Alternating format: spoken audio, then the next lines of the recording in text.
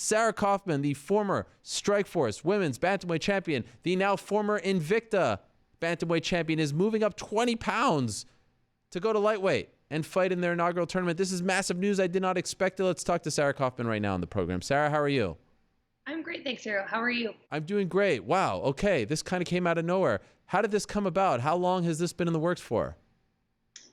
It actually started back when the finals, the championship fights were happening on New Year's Eve last year for the PFL. And I was in Las Vegas. I had been helping Joanne Calderwood get ready for her fight. I was sitting with John Wood. We were talking about different opportunities. And the thought of, hey, I could do that tournament. I like money. I like $1 million. I love fighting. And it was a really unique opportunity to kind of try something a little bit different, to not cut weight, to test myself in a different format. And this sports style format is pretty neat. And so I was really excited to be part of it and kind of got the ball rolling. And now here we are officially signed and looking forward to kind of a May 9th start. Okay, and so as this is happening, you're the Invicta champion. So how did that all work itself out? I talked with Shannon, and Shannon was really great about making sure that this was the right step for me moving forward. Unfortunately, I wasn't as active as I would have liked to have been. Having held the title, I wanted to defend it. I wanted to keep moving with it. But this is where we are, and so I'm really excited that Shannon was very forthright and allowed me to take the opportunity to try something new and really advance myself as a fighter and take myself to the next level. Okay, and so to be clear, you're no longer the Invicta bantamweight champion, correct? I'm no longer the Invicta bantamweight champion at this point. Totally aside from Invicta, and at this point now I'm just with the PFL, looking to fight at the 155-pound division and make big waves there, really. Yeah. So like I said, you're moving up, and typically I know it's taboo, like, weight and whatnot. These are taboo things, but in our world, it's all okay because this is a part of the story. And so could I ask, how much do you walk, like right now, how much do you weigh? Right now, about 153 pounds. Wow. Okay. So even like off season, if you will, you're not even at 155. So you won't have to cut any weight for this. I won't be cutting any weight. And that's kind of the revolutionary part of this. I know Kayla Harrison has been on your show, and she's spoken quite a few times about not wanting to cut weight. And especially with the PFL's format, having the regular season, having the playoffs, and having the championships, to be cutting weight that many times, 4 times within 6 months, is really hard on the body. And so having the opportunity to fight 155 pounds, I'm not going to be cutting weight. I'm going to be nutritionally at my highest. I'm going to be able to support my training, be healthy, fight at my best, and have the opportunity to showcase myself without having to cut weight at all. So in your entire career, have you ever fought at 155? Never. You fought at 140, 145. My very first fight, maybe my first 2 fights were 145. My third fight was 140, and then after that has always been 135. I feel great there. I feel strong there, and it'll be interesting to see, without having to cut weight, with just being able to train, how I feel at 155. Initially, did you have concerns? I mean, I would imagine 145, like that's totally easy. As you said, you fought there before, but considering it's 20 pounds, did you have any concerns about that? It is a big jump. And so that was, who are we going to be fighting? I figured that I'd be kind of on the shorter end, given that I'm not the tallest for even 135. But it'll be interesting to see Larissa Pacheco. She's also a 135er. And then some of the other girls are 145ers, or maybe just sitting around 155, 160.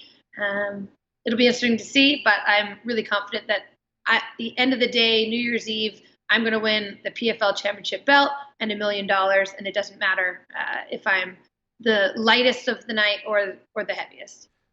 In your entire career, and it's been, one of the best in women's MMA history, would you say off the top of your head that your total purses combined, have they been more than $1 million, less than $1 million, equal to $1 million? I'm just curious, because that is a massive number that is somewhat unique in this sport.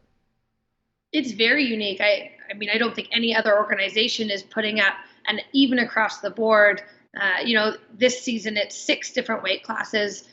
Men, women, we're all making $1 million at the end of the season. It's a huge, huge thing. And for me, this will definitely be the biggest payday, I think, combined of any of my other fights. Wow. And so I know just from following you on social media, it seems like you have been frustrated about seeing other people get opportunities and you've been forgotten about. And like I said, you're a champion now in 2 different divisions. You fought the very best wherever you have competed. How frustrating did it get? Was there ever a point where you were thinking like, gosh, I don't even know, like at some point I need to go out there and be active and do my job. Did you ever reach the point where you just got tired of all of this? Over the years, I've definitely been very frustrated with how the sport has evolved and how I've sat in the sport, whether it's right time, wrong time, coming off a win, coming off of a loss, just different opportunities that didn't work out, different opponents who wouldn't fight me. And it has been very frustrating. And then given this opportunity, there's no option but to fight me. And that's one of the biggest selling points for me is I can control how I do in the tournament or how I do in this format just solely based on my actual actions and performance in the cage. So I'm going to get given the opportunity to fight in the regular season. Given that, 2 fights. Girls can't say no to fight me. They've signed in for this format. If I win those fights, and I win those fights, the faster I win them, the higher the points I get. It's a direct correlation to how I get placed for the semifinals. And then again, I win that fight and I'm in the final. So everything is in my control. And this is probably the first time in my career that I've had that opportunity to be entirely in control of my destiny, of what's going to happen for the rest of the year from an organization. So frustration is gone. And at this point, I'm just looking forward to a really exciting 2019. I feel like that consistency is almost as appealing as the money itself for you, just knowing that you will get X amount of fights this year no matter what. Fighting at the end of the day is what I want to do. And Yeah. so the guaranteed 4 fights, well, I guess guaranteed 2 fights, I control those, I win those, get the semis, and my ultimate goal and my plan is to be in that final fight on New Year's Eve. So I've never had a year where within 6 months I've fought 4 times. I've rallied many times to take last notice, short minute fights, whatever, get involved, get more active. And this will be the first year that this is it's happening, and it's pretty much guaranteed. I've even seen you throw your name out there to fight at 145, where it seemed like the UFC has had trouble finding featherweights. You have officially 2 losses on your UFC record, right? One to Alexis Davis, one of the great BJJ practitioners of all time in women's MMA, and the other a split decision loss to Valentina Shevchenko, who's the current flyweight champion. Why'd they never give you another look? Why could you not get another chance with the UFC? I don't know. My fights there weren't exciting, and that was in my control, and I could have done better there. Social media is a huge aspect, and I'm working on trying to improve that and push that. But I think that fighting should stand on its own, and your skill and your experience shouldn't matter. But the fact that you've put yourself out there and that you've worked hard, and that, I know that I am the top female in the world. I'm always looking to prove that. I never say no to fights. I'm literally out there all the time asking to fight anyone and everyone. And I don't know, people don't want to fight me. And so I think that's been part of it, is it's hard to match me up. But I really don't know. And at this point, I'm not really thinking about it because I have this other opportunity with PFL. And now I can prove that I'm the best in the world, this time at 155, and hopefully more females follow suit and, explore other opportunities and fighting in a more natural weight class. I have said that it feels like this tournament is the Kayla Harrison show, that it's all sort of geared up for her to win. She is, in my opinion, the face of the promotion. She has fought 3 times as a professional. What do you think of her thus far?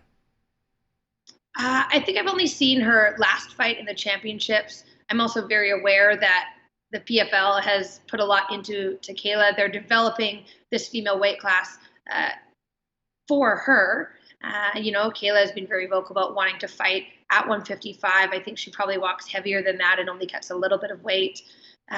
She's been impressive. You don't get to be a 2-time gold medalist at the Olympics in judo, of all things, without athleticism, hard work, dedication, commitment to a sport. And so she's going to bring that into this PFL format. I hope that I meet her in the finals and can win there. And kind of upset their party and rain on the parade a little bit. And so you have been fighting much more than she hasn't even fought for a year. It will be a year in June. So you've been around the block for quite some time. You're one of the veterans of the sport, but still fighting at a very high level. If you did fight her, even if she went through the whole tournament, you go through the whole tournament, do you feel like experience will be a factor? Like, do you not feel like she is quite on your level just yet, just in terms of cage time? I mean, cage time, there's no comparison. Mat time, she's been on the mats, I'm sure, for years and years doing judo, but it is a different sport. Getting hit is very different. I'm sure she's training very hard. But I've been in the sport as a professional now for coming on 13 years as of June, which seems incredibly crazy that I've been doing it for that long. And that's going to play into my favor for sure. How familiar are you with some of the other names? I noticed that you mentioned Larissa Pacheco, but are there, I was joking with the PFL brass that I don't know if there are actual, 8 155-pound women competing in MMA right now. I mean, 145 is a problem in its own right. 155, forget about it. Are you familiar with the rest of the field, or did you have to look them up as well?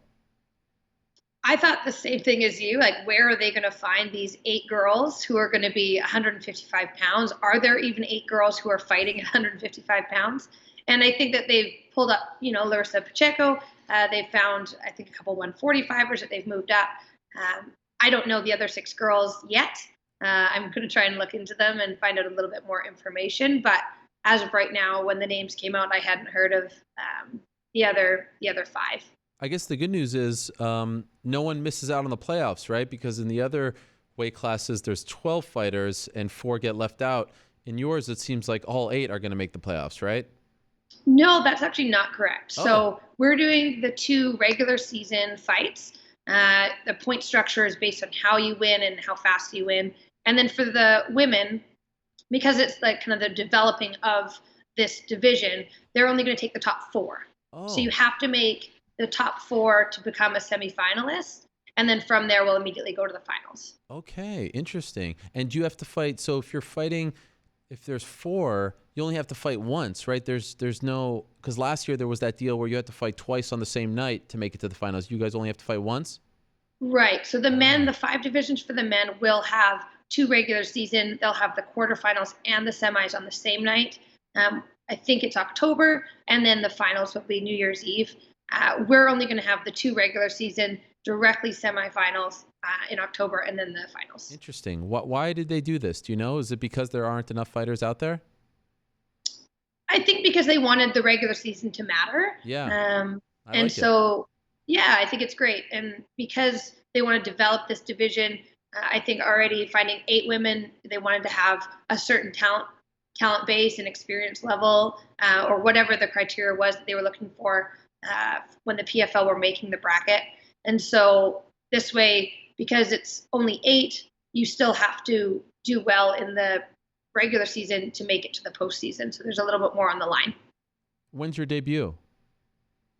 I believe that we'll be fighting May 9th. Okay. I don't know who yet. I'm very anxious and excited to find who it is that I'll be up against, kind of prepare for them. But then once it starts, it'll be May on ESPN. Right after that, I think it's 3 weeks or 3 shows for the first block. That'll be in New York, I believe.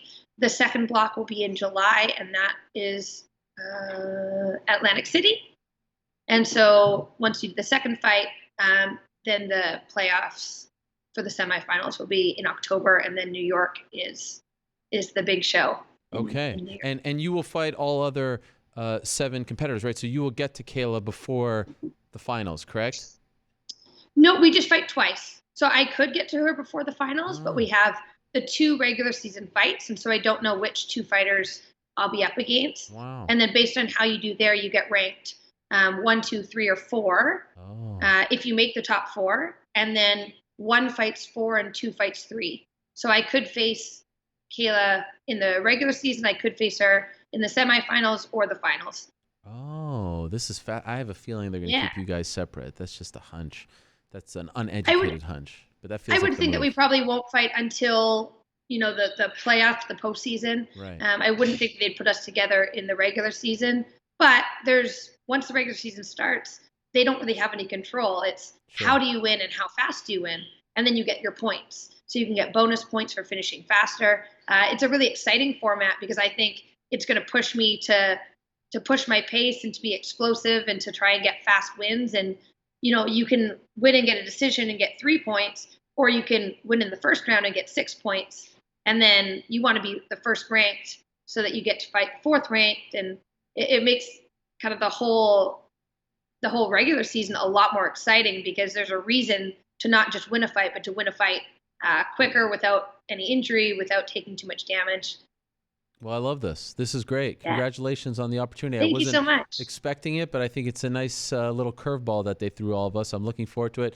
Good luck in training. Good luck in the tournament. We'll check back in with you as the whole thing starts to unfold. Yeah, and I just want to thank, PFL for bringing this to me and kind of giving a new look to the sport. And then make sure May 9th you watch me ESPN. Follow me as I kind of push through this whole new process and culminate with $1 million. Good luck with the New weight York cut City as well. Oh, thank you. The weight cut, yeah. Thank you, Thanks, Sarah. Ariel. Good luck.